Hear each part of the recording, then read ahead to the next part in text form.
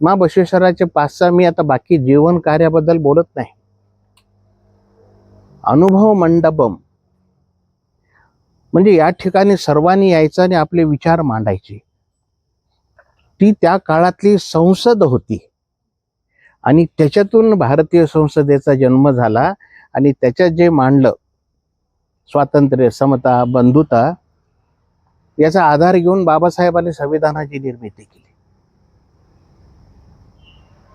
म्हणजे तो मूळ विचार आणि त्यामध्ये जे विचार मांडायचे ते शरण आणि स्त्रियांना शरणी म्हणायचे, हा एक भाग होता.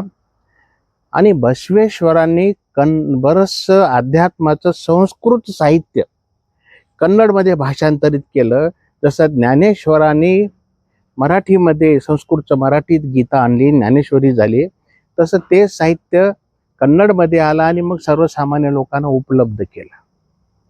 पहिलं संसद, दुसरं साहित्याची उपलब्धी, तिसरं कार्य त्यांनी स्त्री समानता, पुरुष समानता, जातीभेद.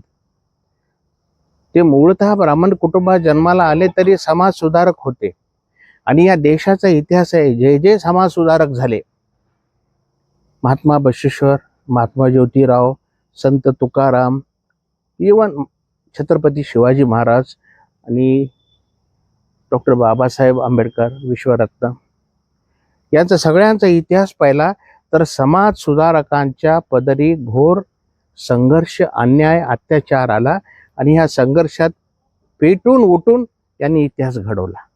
तुम्ही कुठल्याही महापुरुषाचं चरित्र ज्यांनी ज्यांनी समाज सुधारण्याचा प्रयत्न केलाय त्यांना समाजाशी संघर्ष करावा लागलाय.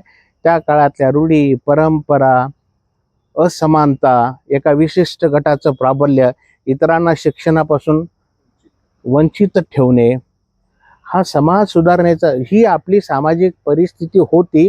जातीच्या सेल्युलर जेल, याच्यामुळं आपल्या देशावर जवळपास 900 वर्ष परकीयांनी राज्य केलं.